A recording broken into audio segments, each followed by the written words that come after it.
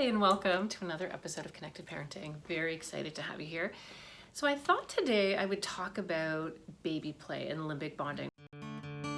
Hi everyone, I'm Jennifer Colari. I'm a child and family therapist and a parenting coach and the founder of Connected Parenting. And welcome to the Connected Parenting Weekly Podcast. Join me every week and we'll tackle everything from temper tantrums to bedtime to sibling issues to teenage angst. Parenting can be so wonderful, but it can be so hard. Parents often say to me, hey, can you just come live at my house? This is the next best thing. Let's do this together. Now, I've talked about this in previous podcasts. This is where you're just having a moment where you're deeply connected. There's nothing else. All time stops. You're rubbing noses. You're playing. You're tickling your child. You're having this lovely engagement. And what's so important to understand is that when you're aligned like that, when you're attuned like that, when you're resonating with each other, and it really is like it becomes your own little world for a moment, that's when the oxytocin flows and the serotonin and the beautiful reward chemicals that are going to be really protective for your children in this world. And they're also protective for you. And they block cortisol. So the simplest ways to do that is literally just rubbing noses. A really simple way is to just put your hands on their cheeks and just gaze in their eyes, just eye gaze. It's incredible, and you will feel this incredible flood of oxytocin when you do that. And don't grab their face and make them do it, but you sort of have this gentle moment where you're just connecting and you're just gazing into each other's eyes. And kids will often ask for that. They'll just say, Mommy, can we eye gaze? Can we look at each other? And because they feel this lovely feeling that happens inside. Those are really simple ways. There are other ways to really get oxytocin flowing. I used to have a game with Olivia. I used to do it with Zoe too, but with my youngest, where I would be this character named Gramitha. And she was this crazy little monster who lived in a world where everything was up, backwards and opposite. Instead of liking sweet things, she liked garbage and stinky things. And so we'd have this little ritual with Zoe. Olivia would knock on the wall, and then I would turn into Gramitha. And I didn't know anything about the human world, and I didn't know anything that was going on, and everything was new to me, and everything was, mysterious. And Olivia's job was to teach Gramitha all about the world and people and feelings, and we would laugh and we'd have a really good time, but we could also really work through some lovely issues and some important issues that Olivia was struggling with at the time, and we could do it in this lovely narrative way. So it wasn't about Olivia. It was about this interaction between Olivia and Gramitha.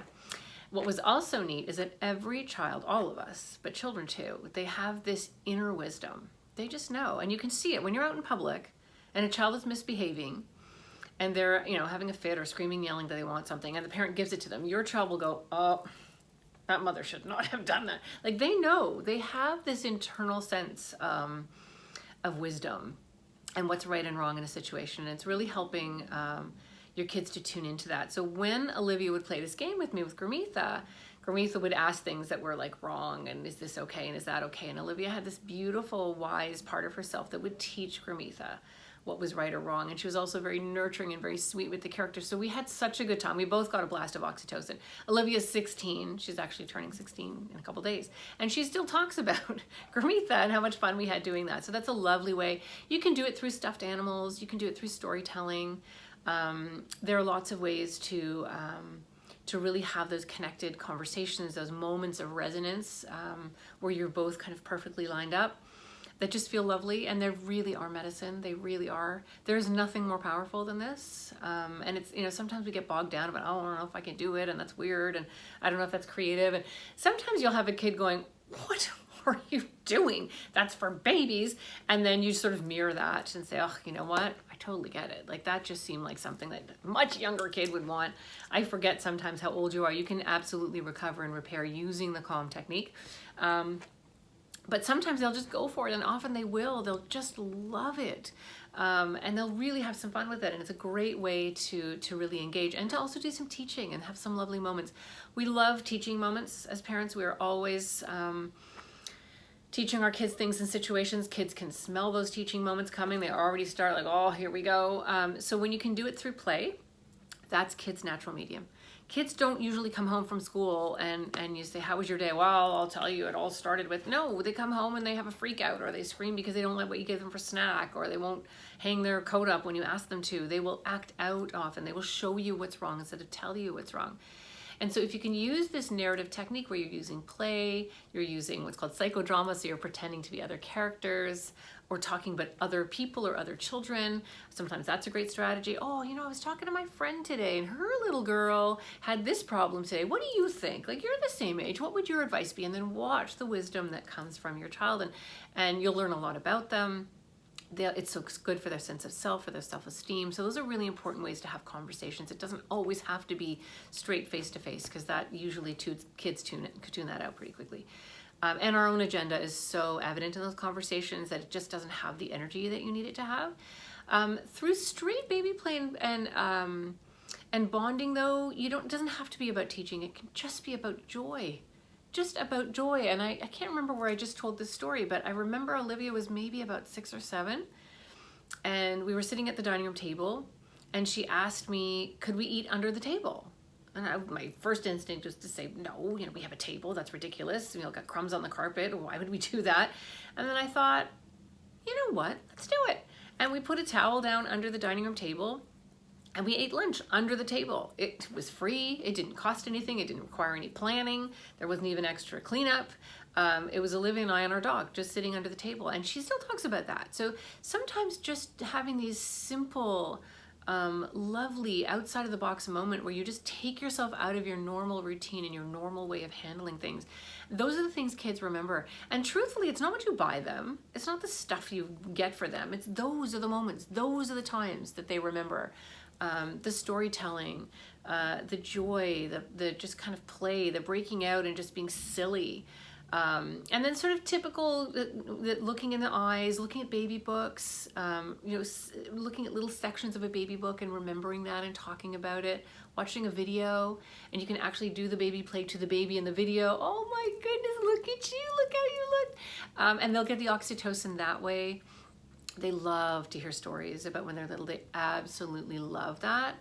I would say using any kind of stuffed animals or action figures, characters, storytelling. I think with both my girls, with Olivia and with Zoe, we had characters called Jim and Eveline, were these little ladybugs, and anything that happened to my kids during the day. Jacob wasn't so into this, but the girls were.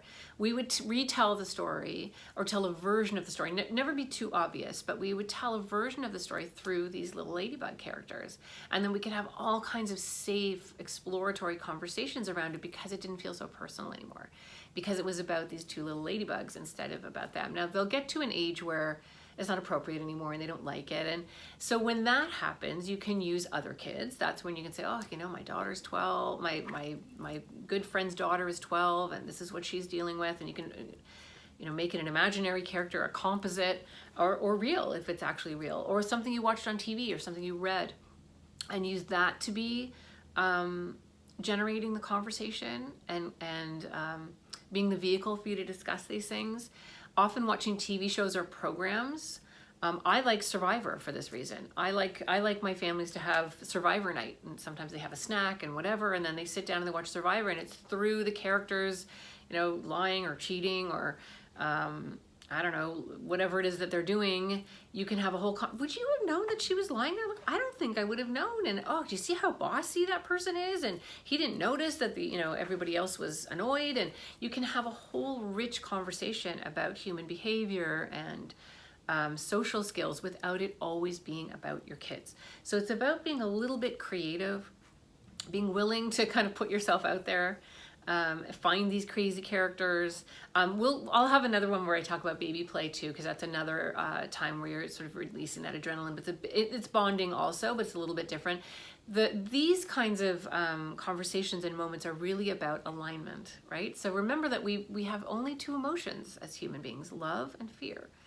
And so when we parent from a place of fear, that fear is added to their fear, and that's going to confuse the message and dilute the message and create a moment where you're out of alignment. When you're truly lined up with love, which is easier to do when it's around a story or a character or a stuffed animal, it's so much easier to do it that way, and that sometimes gets you into better alignment with your child. Don't plan it too much. Like, don't have a script. Don't make yourself crazy. Really try to let go and have a little fun with this and be a little playful with this. If this isn't your thing, then try it anyway. Who cares? And tell your child it's not your thing and you're trying to make it your thing. And let's see how that goes. They'll help you out. They'll give you some tips, I'm sure.